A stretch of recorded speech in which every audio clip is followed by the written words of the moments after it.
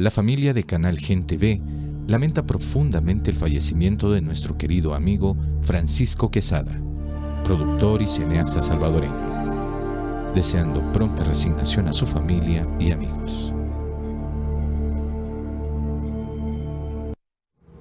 Bueno, como ustedes han visto, como Canal Gen TV, lamentamos el fallecimiento de Francisco Quesada, un compañero de lucha, un compañero luchador social junto a toda su familia, que recordamos por el documental de la película El Salvador, un pueblo vencerá, uno de los documentales que han hecho historia en El Salvador y que gracias a ese documental se dio a conocer la lucha del pueblo salvadoreño en los años 80.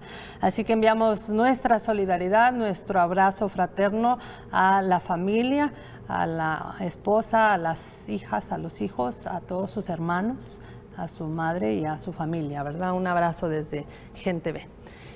Bueno, y como esta tarde les habíamos anunciado en las redes sociales, tenemos como invitados a los panelistas que el día de mañana están en los diálogos culturales de invierno. Nos referimos esta tarde a Luis Brito, abogado, narrador, ensayista. Buenas noches, bienvenido a Gen TV. Muy buenas noches. Bueno, Luis Brito es de nacionalidad venezolana, también así es dibujante. Actualmente es profesor de la Facultad de Ciencias Sociales de la Universidad Central de Venezuela y posee una extensa obra narrativa de guiones cinematográficos, de teatro, ilustración, investigación, ciencias sociales y ciencias del lenguaje. También nos acompaña Carlos Figueroa, él es sociólogo, profesor e investigador guatemalteco, a quien le damos la más cordial bienvenida. Buenas noches, bienvenido. Buenas noches, muchas gracias por la invitación. Carlos Figueroa es doctor, es profesor investigador de posgrado de sociología en el Instituto de Ciencias Sociales y Humanidades de la Universidad Autónoma de Puebla, la UAP. De México. Sus publicaciones también son estudios especializados sobre sociología política y violencia política. Y bueno, y nos acompaña un nacional, él es Alan Barrera, quien representa esta tarde-noche a la Secretaría Nacional de Arte y Cultura del FMLN. Bienvenido, Alan. Buenas noches y gracias por la invitación. Como ustedes saben, la Secretaría de Arte y Cultura del FMLN está desarrollando durante todos los martes del mes de julio los ya famosos diálogos culturales de invierno, que es un encuentro para conocer posiciones, para dialogar. Esto se hace en el auditorio número 4 de la Facultad de Ciencias y Humanidades de la Universidad de El Salvador. Quisiéramos rápidamente, Alan, que nos hagas un breve recorrido de lo que ha habido en estos diálogos culturales, cuyo tema central este año es la resistencia latinoamericana ante la amenaza intervencionista. Adelante.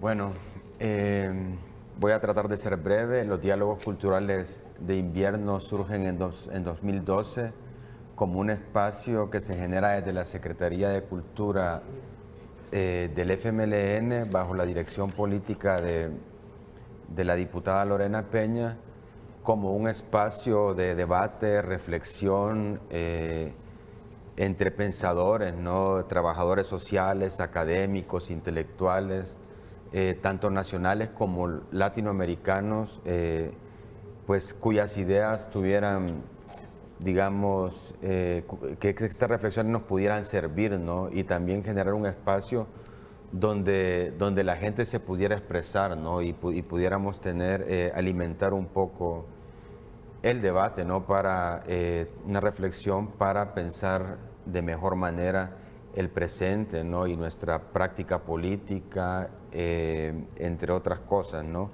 Los diálogos culturales de invierno pues han tenido desde la fecha gente tanto latinoamericana como nacional. Podría mencionarles, por ejemplo, comenzamos en 2012, tuvimos como invitado principal en ese momento al sociólogo y epistemólogo chileno mexicano Hugo Semmelman, ¿no? Asimismo tuvimos a Celio Turino, ¿no? Fundador de los Puntos de Cultura, historiador brasileño, Carmen Bojorquez de Venezuela, Isabel Rauber, Teresa Inchaustegui, Ignacio Ramonet, Omar Rincón, incluso el vicepresidente Álvaro García Linera, ¿no? Roberto Turcios, Amparo Marroquín, Luis Alvarenga, Carlos Molina, entre otros, ¿no? Y para esta vez pues tenemos lo que tú decías, resistencia latinoamericana ante la amenaza intervencionista. Bueno, una amenaza yo diría que ha estado pues históricamente desde hace mucho, ¿no? Pero pues este tema tiene que ver con pensar, digamos, cómo opera ahora, la manera como opera ahora esta intervención, ¿no? Que tiene una raíz histórica, pero bueno, cómo está la cosa ahora, ¿no? ¿Cuáles son las estrategias del presente? Vamos a ir acercándonos a la región, primero con nuestra vecina Guatemala. Sabemos que Guatemala y el nombre de Jacobo Arbenz son directamente proporcionales, ese golpe de Estado que marcó el inicio de pues, las dictaduras militares en Centroamérica, en el caso de Guatemala. Si nos puede, en este caso, Carlos Figueroa Ibarra, ¿es verdad? Ibarra, sí. Hacer un como breve acercamiento de cómo nace, en este caso, para contextualizar el origen y desarrollo histórico del intervencionismo en América Latina, para el caso concreto Guatemala. Sé que es muy amplia la pregunta, pero... Sí, bueno, pero creo que en efecto a mí me invitó la Secretaría de Cultura a hablar sobre el tema de Arbenz en la actualidad. Yo la ponencia que he escrito, que he enviado, se llama Arbenz, su triunfo en la historia. Porque pese a que la historia de Arbenz es una historia trágica, es la historia incluso de la tragedia de Guatemala, con una intervención que derrocó a un gobierno revolucionario que buscaba eliminar el pasado oligárquico, decimonónico y colonial de Guatemala, y que fue interrumpido en ese proceso en el contexto de la Guerra Fría, del macartismo y de la paranoia anticomunista, y que creo yo que esta intervención tiene una enorme actualidad en el momento actual. Digo, para repetirlo, redundarlo, una enorme actualidad en el momento actual, porque hoy estamos viviendo una situación de desestabilización profunda en Venezuela, que yo creo que tiene dos momentos claves que se presentan como antecedentes de esto. Uno es la Guatemala de 1954 con el derrocamiento de Jacobo Arbenz, y el otro es Chile, 1973, con la caída del gobierno socialista de la Unidad Popular encabezado por Salvador Allende. Y si uno estudia todo lo que pasó en Guatemala en 1954, encontrará ciertos patrones que son comunes con lo que está sucediendo ahora en Venezuela y con lo que sucedió en Chile en el 73 y lo que sucedió en Guatemala en el 54. Una campaña de satanización, una campaña de desestabilización, el uso de los organismos internacionales, en este caso la OEA, es muy claro en el caso de Venezuela y en el caso de Guatemala, para poder legitimar una intervención estadounidense para poder derrocar a un gobierno, en el caso de Guatemala, un gobierno democrático, revolucionario, que no tenía una perspectiva socialista, pero que era revolucionario porque estaba rompiendo con todo el pasado oligárquico que existía en el país. Claro que sí, y bueno, momentos no solamente de Guatemala, aquí resurge también el tema de, bueno, de Chile, el tema de República Dominicana, Nicaragua en el 79, este intento de Estados Unidos de crear un gobierno de unidad nacional sin el Frente Sandinista de Liberación Nacional. Y en el caso de Venezuela, que debo decirles que aquí es bien conocido Venezuela como país y toda esta empresa mediática que trae el guión de los grandes emporios comunicacionales, sabemos esa otra Venezuela, pero quisiera que en este caso, doctor Brito, nos dijera un poco de cuáles son estas razones de políticas intervencionistas e injerencistas en los procesos revolucionarios y progresistas de nuestra América Latina, caso Venezuela. Bueno, yo diría que si hubiera una lotería de las intervenciones, Venezuela tendría todos los billetes en ella. Venezuela es un país con un conjunto de recursos naturales muy codiciables por el imperialismo, tiene algo así como la quinta parte de todos los recursos de hidrocarburos del planeta. Tiene unas reservas de oro que podrían servir de base para un nuevo sistema monetario que suplantara al dólar, que no es más que papel verde desde los acuerdos de Bretton Woods.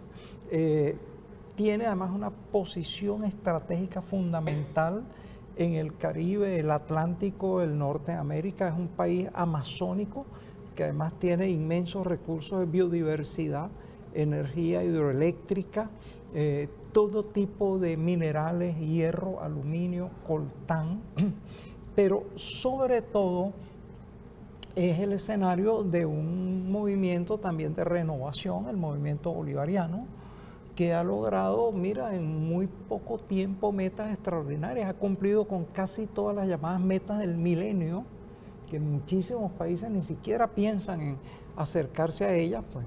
Es el país que tiene menor desigualdad social en toda la América capitalista. Eso se mide con el índice de Gini. Es el país con menor índice de desigualdad, digo yo, que en la América capitalista, porque presupongo que en Cuba debe ser menor incluso. Son logros impresionantes en un lapso sumamente breve, y esos logros son justamente, en lugar de un mérito, el demérito de Venezuela. El imperio teme que cunda el ejemplo, y si los demás países se dedican a aprovechar sus recursos naturales para sí mismos, a unificarse entre ellos, porque otro de los puntos es que Venezuela ha sido una de las promotoras de grandes organismos integracionistas latinoamericanos y caribeños sin la presencia de Estados Unidos y Canadá, las potencias hegemónicas. Entonces, fíjate tú, toda la cantidad de razones por las cuales el imperio tiene que tener en la mira la desaparición del bolivarianismo de Venezuela. Que es, como usted lo dice, este movimiento de renovación bolivariana que en bien poco tiempo, digamos que es prácticamente una década acá, ¿no? Cuando el primer gobierno de Chávez. Casi ni siquiera llega a 2 décadas, 3 lustros y un poquito más, ¿no? Exacto, y sin embargo, lo que se ha hecho, desde luego, quedan muchísimas cosas por hacer, hay defectos, hay fallas, etcétera, pero... Más adelante vamos a hablar de ese tema. Exacto. Que... como repito, poco conocemos, poca información de fuente fidedigna viene, a no ser que sea de estas grandes transnacionales de la información que muchas veces desinforman, ¿verdad? Por eso siempre en este canal tratamos de que vengan protagonistas de la información, gente que está viviendo el día a día, gente que está incidiendo. Y estamos hace poco tiempo transmitiendo en este momento en vivo y en directo desde Facebook, que es una red social muy vista. Doctor Figueroa, quisiera que nos hablara usted, pusiera algunos ejemplos de cuáles podrían ser estas expresiones intervencionistas en procesos democráticos y revolucionarios en América Latina. Hablemos de algo que ha ocurrido también recientemente en el sur de América, además de Venezuela. Expresiones de ese intervencionismo. Sí, sí. Bueno, yo creo que yo creo que hay ciertos patrones, ¿no? Me parece que pensándolo bien, ¿cuáles serían los motivos que los Estados Unidos de América consideran como motivos suficientes como para iniciar un proceso de intervención? Yo diría que son, en primer lugar, el que en los países en los cuales se quiere intervenir, una fuerza social y política distinta a las tradicionales ha desplazado del gobierno o del Estado a el bloque histórico que mantenía las relaciones de dependencia y de semicolonialismo en ese país. Esto es lo que pasó en Guatemala en 1954, es lo que pasó en Dominicana con la amenaza que ellos sentían con la emergencia de Juan Bosch, es lo que pasó en Nicaragua a partir del 79, es lo que está pasando, lo que pasó, por supuesto, pues en Cuba, ¿verdad? Lo que pasó en Venezuela, en Bolivia y en Ecuador, ¿no? Hay otro elemento que ya lo mencionó Luis en su intervención, que es el tema de los recursos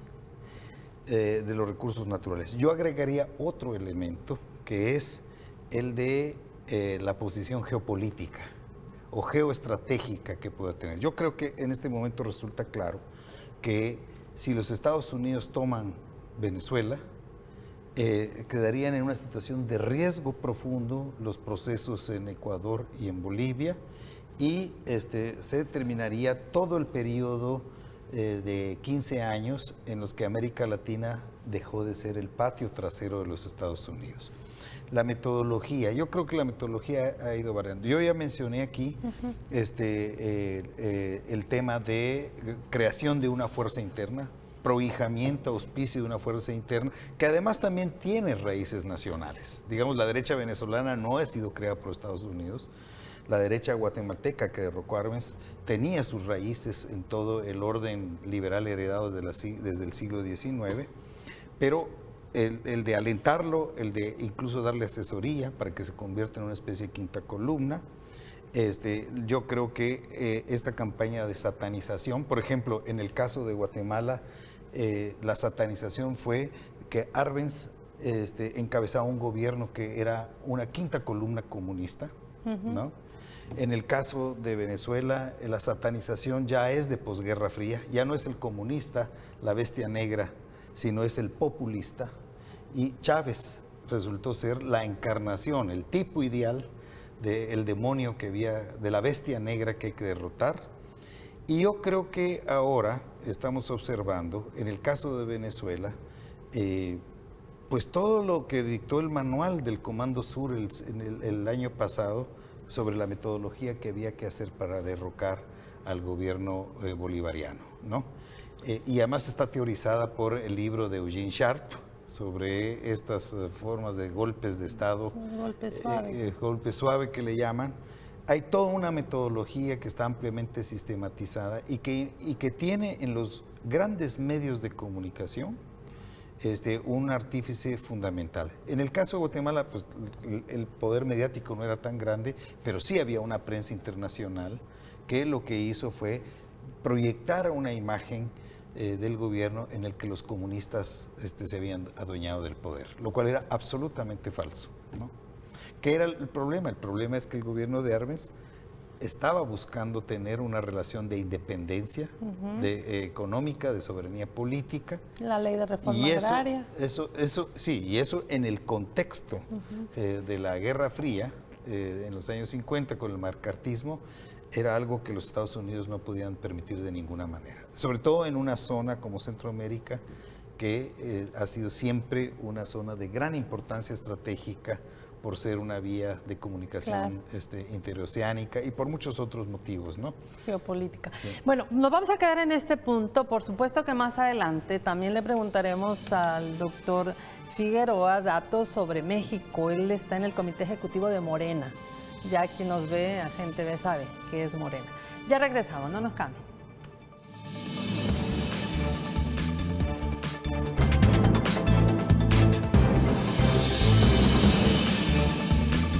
Bueno, conversamos con los panelistas que el día de mañana, martes 18 de julio, estarán en la Universidad del Salvador, auditorio número 4 de la Facultad de Ciencias y Humanidades de la UES, a las 5 de la tarde. La invitación la hacemos desde ya. Alan, ¿por qué este año Diálogos Culturales de Invierno eligió este tema? Bueno, yo creo que es por el momento actual que está viviendo América Latina, ¿no? Y pensarnos también en ese contexto geopolítico, ¿no? De lo que está pasando en Brasil, lo que está pasando en Venezuela, y como ya decía aquí el doctor, que es una especie de formato, ¿no? De metodología que parte de más o menos un guión ya que se reconoce, ¿no? Y pues yo creo que Centroamérica también siempre hemos sido como pues un lugar de mucho interés geopolítico para los Estados Unidos, ¿no? Y pues yo creo que pues ves cómo operan las embajadas, ¿no? En cada uno de los países, ¿no? Que muchas veces, a veces tienen más, o sea, nosotros no opinamos en nada, en ninguna política interna de los Estados Unidos, pero las embajadas siempre opinan sobre los temas internos de cada país, ¿no? O sea, ningún consulado salvadoreño dice que está en desacuerdo porque Trump quiere privatizar o desmantelar la salud del Obamacare, o sea, nadie dice nada de eso, pero entonces más o menos pensar eso, ¿no? Entonces creo que esa es la importancia del tema, ¿no? Para esto, ¿no? Doctor Brito, actualmente la República Bolivariana de Venezuela ha tenido una serie de injerencias. El presidente Maduro ha estado denunciando en diferentes oportunidades esta agresión a la soberanía de este hermano país. Si pudiéramos hablar de planes, de estrategias intervencionistas en Venezuela, ¿cuáles podríamos ubicar como el día a día de lo que no sabemos aquí y que está ocurriendo en su país? Bueno, mira, desde el primer instante del movimiento bolivariano ha habido una continua intervención en su contra, desde campañas mediáticas antes de que llegara al poder. Llega al poder, hay un golpe de Estado apoyado por Washington contra Hugo Chávez Frías. Ese golpe fracasa porque interviene el pueblo. Entonces hay un sabotaje petrolero que le cuesta al país más de 15.000 millones de dólares. Fracasa el sabotaje petrolero. Entonces hay, además de eso, una invasión de paramilitares para cometer un magnicidio contra el presidente Chávez. Es decir, prácticamente no ha habido año en que no haya una política de desestabilización o agresión avalada siempre por Estados Unidos o sus aliados. Entonces, es el día a día nuestro desde hace ya como 17, 18 años, esa continua injerencia e intervención. Ahora, fundamentalmente por la situación internacional, no es probable que haya una invasión directa de marines a Venezuela, por lo menos en el plazo más inmediato, pero el imperio lo que utiliza en ese caso son estrategias de guerra de cuarta generación, desestabilización, introducción de mercenarios o de grupos internos que supuestamente representan una oposición, y entonces en ese sentido hacer parecer que lo que sucede en Venezuela es como un conflicto interno en el cual posiblemente tendría que participar una potencia para pacificarlo y para salvar a los venezolanos de sí mismos, generosamente. Entonces posiblemente secesionar al país, ese es otro de los planes que existe. Un plan Balboa que fue delatado por uno de los oficiales del ejército venezolano que tuvo conocimiento de él, para dividir a Venezuela en varios países. Entonces, bueno, existe todo un conjunto de planes de intervención. El día de ayer hasta se dieron también elecciones de parte de la oposición, ¿verdad? Sí, unas elecciones que no tienen ni siquiera la categoría, vamos a decir, de encuesta. Primero, es una cuestión, no tiene la oposición el aparataje del Tribunal Supremo Electoral, del Consejo Nacional Electoral, para atender el número de votantes. En segundo lugar, ellos se proponían inmediatamente después de la supuesta votación destruir todos los cuadernos para que no fuera a conocer el gobierno quiénes fueron los votantes. Ahora, si tú dices que tienes unas pruebas de algo y las destruyes tú mismo, ¿qué quieres? Las pruebas. Eso es a confesión de parte, relevo de pruebas. Tú mismo estás diciendo que no tienes nada. Entonces es una cosa bastante opinable y carente de credibilidad, diría yo. Por otro lado, el gobierno hizo un simulacro que es una especie de prueba del funcionamiento de los sistemas electorales para la próxima votación para constituyentes. Venezuela está convocando una Asamblea Nacional Constituyente. Tenemos la constitución más democrática del mundo, entre otras cosas porque no la hizo un grupo de políticos aislados en una asamblea, ya esto es. Fue una constitución que fue sometida a votación y sancionada por el 75% de los que votaron. Es decir, una constitución de sufragio universal, directo y secreto. Eso se conoce muy poco. Sí. Tiene más un sostén popular, democrático y ciudadano la constitución venezolana que muchísimas otras del planeta, en los cuales nunca se ha consultado al pueblo. Ahora, se intenta perfeccionar esa constitución, se ha hecho un llamamiento al electorado curiosamente la oposición que dice ser democrática dice que no va a participar en eso. Bueno, ¿por qué no vas a participar en un proceso del cual puede salir mejorada o perfeccionada o anulada en alguna de sus partes la norma suprema que rige al pueblo venezolano? Ese es el debate que hay actualmente. Delcy Rodríguez quedó como presidenta, ¿no? ¿O está...? Bueno, las elecciones van a ser el próximo 30 de julio, pero Delcy está de candidata. Ella fue cancillera, desempeñó una brillante defensa de Venezuela en la Organización de Estados Americanos y entonces ahora va creo que en el segundo puesto en una de las planchas. La canciller de la dignidad, la cancillera de la dignidad, sí, señor. Sí. Muy bien puesto el apelativo, el título, sí. Bueno, pues vamos a estar pendientes de estas elecciones para la constituyente y quisiéramos también conocer en el caso de Guatemala, Venezuela, ya han dicho ustedes los países de Ecuador, Bolivia, Brasil, con ensayos de intervención. El tema también de estos golpes, estos golpes judiciales. ¿Ustedes cómo miran, bueno, doctor Figueroa, desde cómo se han venido haciendo estas remociones en el caso de Brasil, por ejemplo, y ahora lo que está pasando con Lula? ¿Cómo miran esta forma de poner en la parte judicial el tema del golpe? Bueno, yo advierto que también ahí hay un patrón, ¿verdad? Ajá. Porque observamos el caso de Dilma Rousseff, que fue defenestrada de la presidencia por un cargo que ni siquiera es corrupción, en caso de que hubiera existido, sino sería, digamos, algún procedimiento administrativo que podría ser incorrecto, pero que por lo demás era usual en los gobiernos anteriores.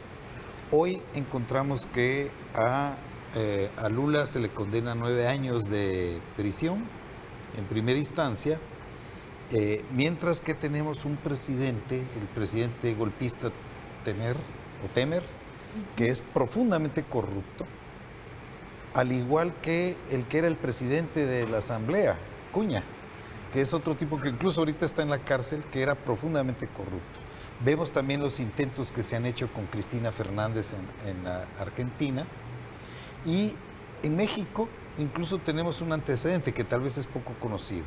Lo que quisieron hacer con Andrés Manuel López Obrador en el 2005-2006, en el que le abrieron un proceso judicial por un supuesto desacato a una orden judicial para construir un camino que llevaba a un hospital, y de eso se valieron para iniciarle el desafuero, cuando lo que querían hacer era lo mismo que están tratando de hacer ahora con Lula. Impedir que fuera candidato a la presidencia. Por fortuna en esa ocasión nos movilizamos en México.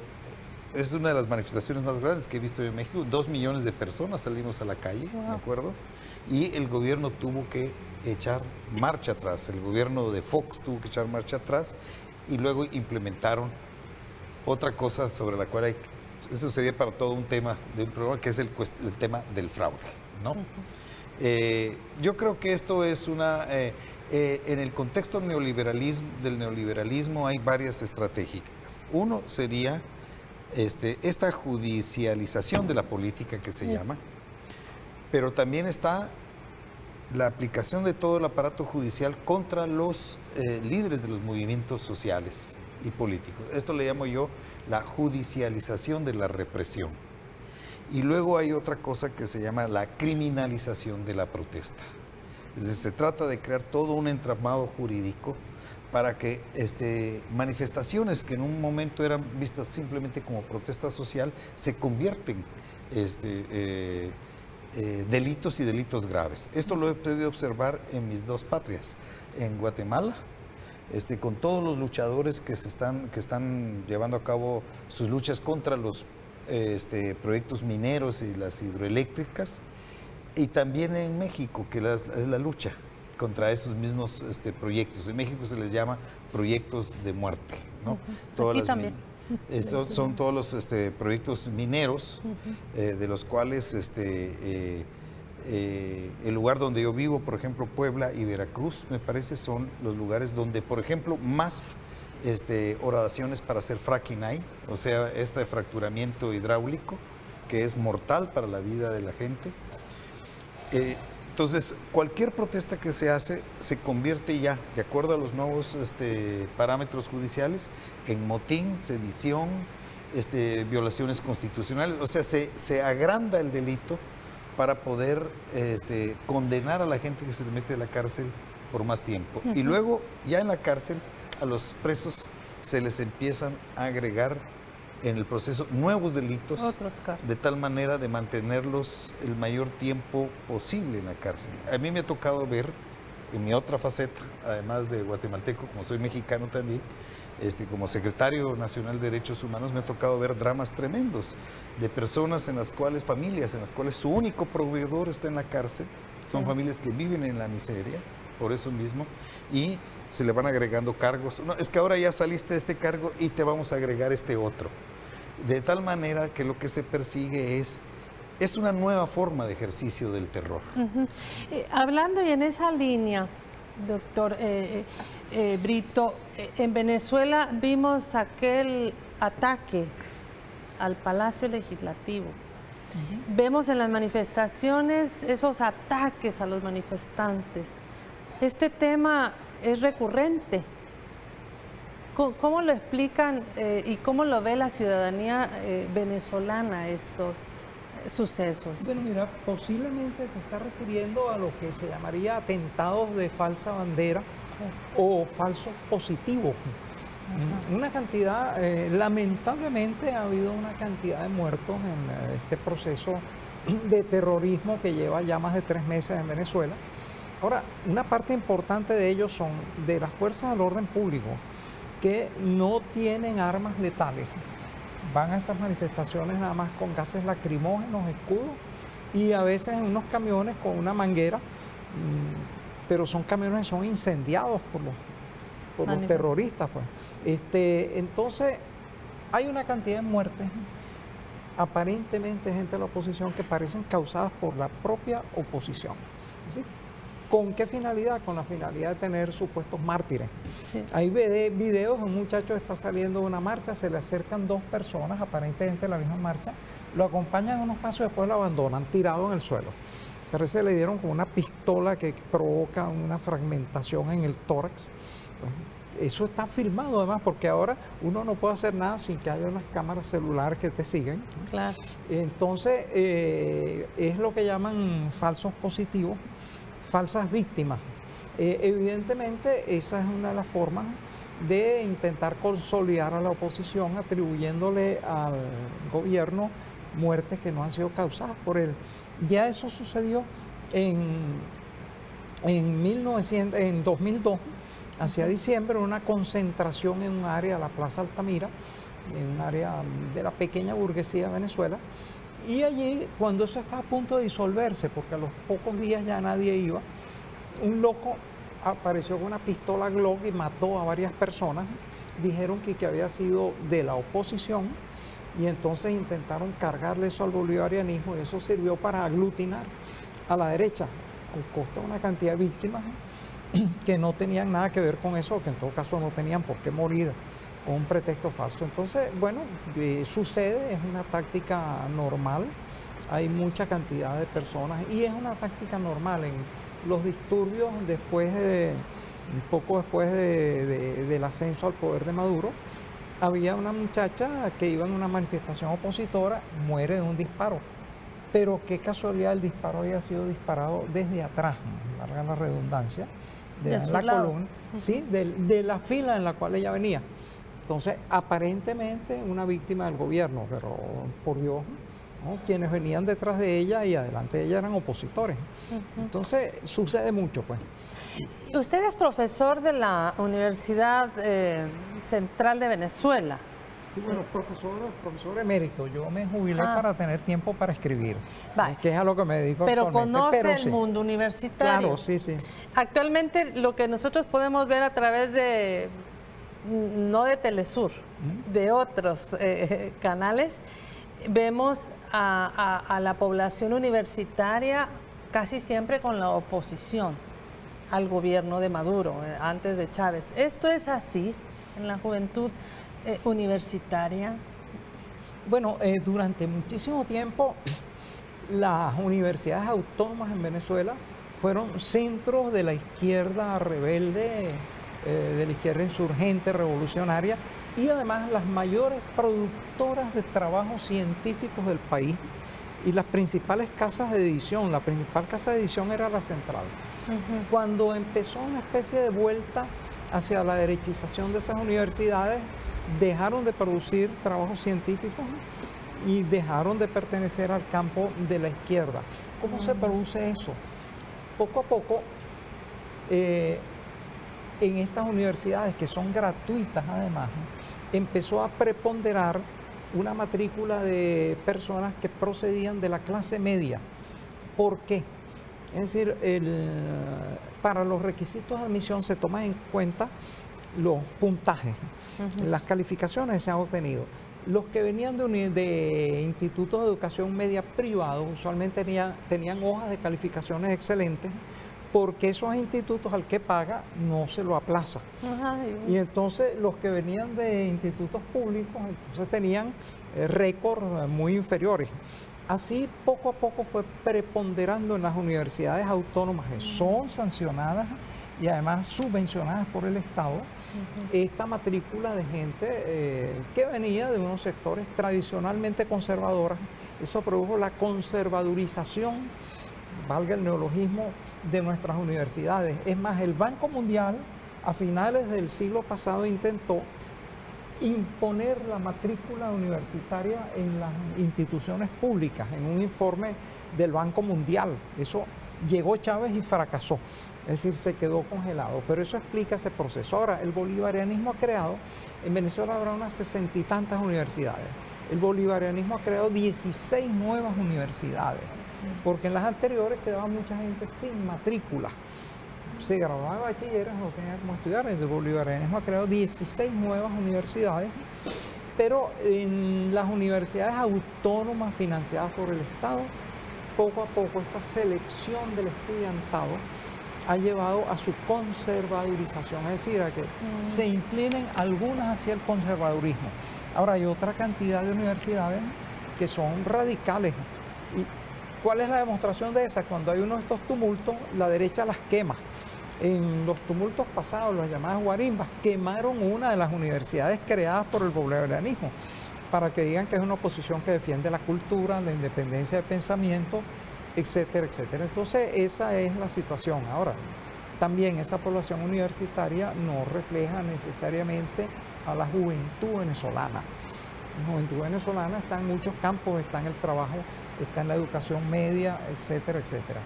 Y bueno, sería hacer una especie de balance total de las universidades para ver cuáles son sus posiciones, pero algunas de las autónomas sí están allí, son mantenidas por el Estado. Son universidades en donde, por ejemplo, los rectores se eternizan porque no convocan elecciones. Por ejemplo, el Consejo Supremo Electoral tiene que tutorear esa, y ellos dicen no jamás, que nuestras elecciones sean vigiladas. Gran parte del presupuesto pasa a fundaciones administradas por gente que los propios rectores designan. Entonces allí se han formado cajas negras inconmensurables. Muy bien, ya ves, aquí la información veraz y de manera directa. Ya regresamos, vamos a hacer el último corte. Llueve en San Salvador y esperamos que usted tenga mucho cuidado al dirigirse a su casa o a su trabajo. Cuidado con la lluvia. Hasta luego.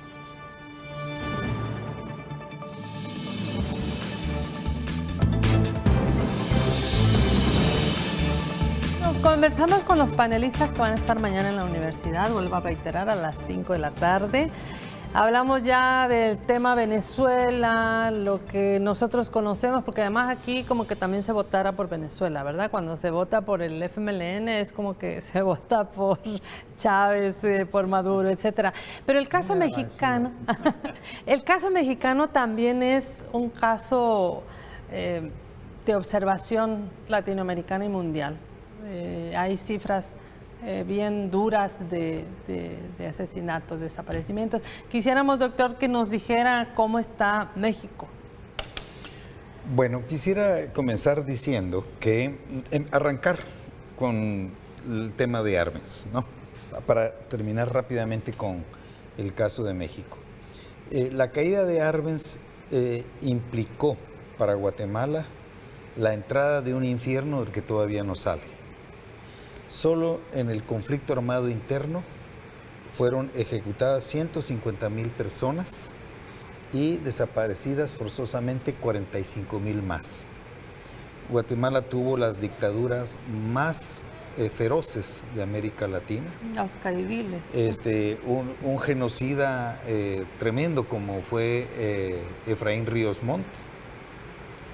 Y bueno, puedo decirle que yo fui militante del Partido Guatemalteco del Trabajo y en 1980, cuando salí del exilio, nunca me imaginé que el infierno del cual salía huyendo de mi patria de origen, lo iba a volver a vivir años después en mi patria elegida.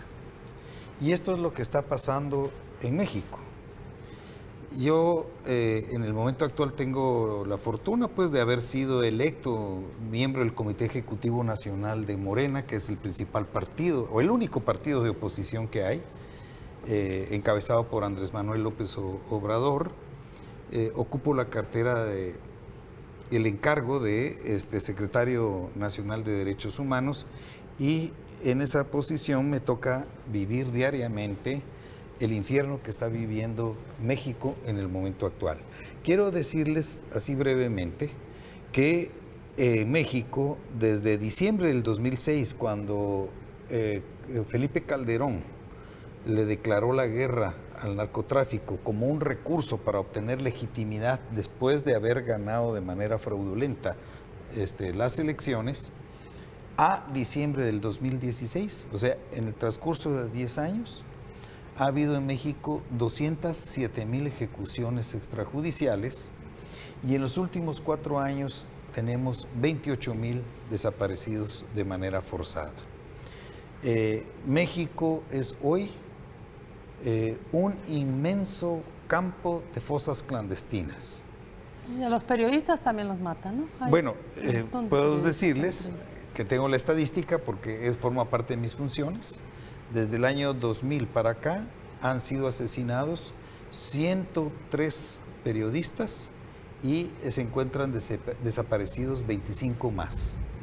En total, 128 periodistas desaparecidos. Ser periodista en México soy uno de los oficios más peligrosos del mundo.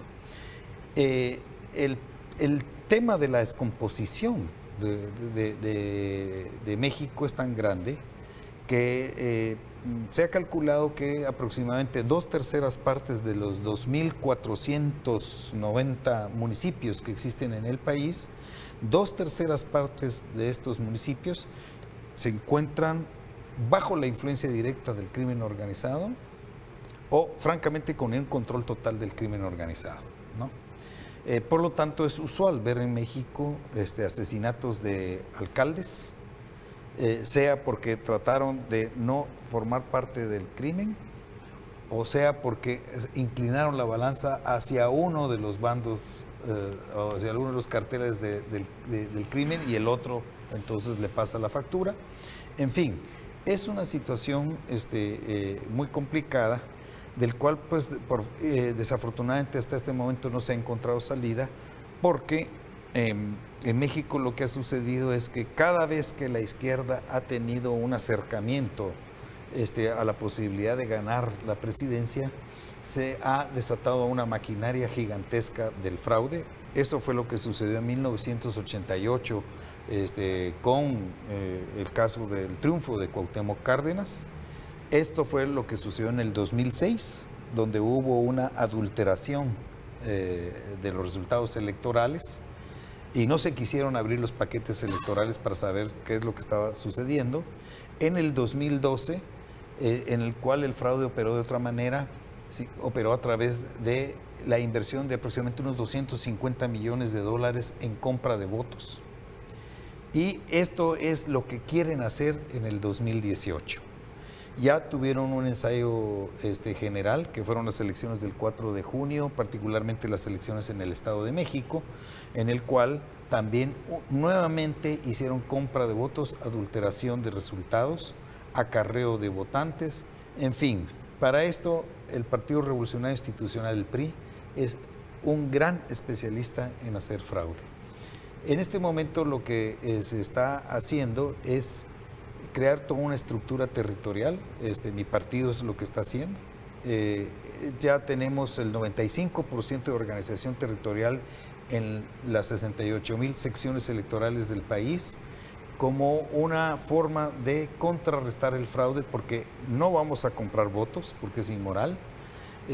No tenemos dinero además para comprarlo, ¿verdad? Aunque fuéramos inmorales, no lo podríamos hacer. Entonces, la única alternativa es crear una organización territorial a través de la creación de comités seccionales en cada una de las secciones electorales para poder hacerle frente a este fraude. En eso estamos. Morena es en este momento un partido que tiene 2,5 millones de militantes, de afiliados ya. O sea, es un partido que en ascenso. Somos muy rápido ha crecido, ¿no? Muy rápido, en 3 años ya somos la primera fuerza en la Ciudad de México, somos segunda fuerza en 4 o 5 estados y somos tercera fuerza en 17 estados más. Es un partido que ha crecido enormemente y lo que pasa es que nos hemos visto beneficiados del gran descontento que ha generado el neoliberalismo en México y la violencia generada también por la corrupción y el narcotráfico. Bueno, de lo que se intenta, y mañana ya vamos a dejar a Alan rápidamente para que invite a los diálogos culturales de invierno y ustedes puedan hacer todas las preguntas pertinentes a ambos invitados que estarán pues hablando de este tema sombrilla, que es precisamente el tema de la resistencia latinoamericana ante la amenaza intervencionista. Alan. Bueno, extender la invitación para el día de mañana a partir de las 5 p.m. en el Auditorium 4 de la Facultad de Ciencias y Humanidades de la Universidad de El Salvador. Van a estar nuestros ponentes mañana hablando, pues ya dieron una aproximación, ¿no?, al caso de Guatemala y Venezuela. Y pues para el siguiente martes 25 también los esperamos, así que vayan preparándose ya. Es completamente gratis y abierto para todo el público, así que lo esperamos. Bueno, además de Carlos Figueroa Ibarra y Luis Brito, también va a estar Pablo Benítez, que es por parte de uno de los salvadoreños que va a estar el día de mañana hablando de en este Diálogos Culturales de Invierno. Y el próximo martes, de mañana en 8, también vendrá Epigmenio Ibarra, es muy conocido aquí, periodista mexicano que estuvo también cubriendo la guerra salvadoreña. Así que les agradecemos mucho haber venido hoy, a los dos. Muchas gracias, muchas gracias por la invitación. Muchas gracias a ti, y al personal técnico y al público. Y un saludo al público de Gente B. Muy bien. Bueno, pues el día de mañana a las 7 de la mañana esta entrevista en retransmisión, a las 7 de la noche le invitamos a una nueva entrevista y siempre estamos ya en vivo y en directo a través de Facebook, una de las redes sociales más visitada por el mundo, bueno, los ciudadanos del mundo. Gracias por su sintonía. Hasta el día de mañana.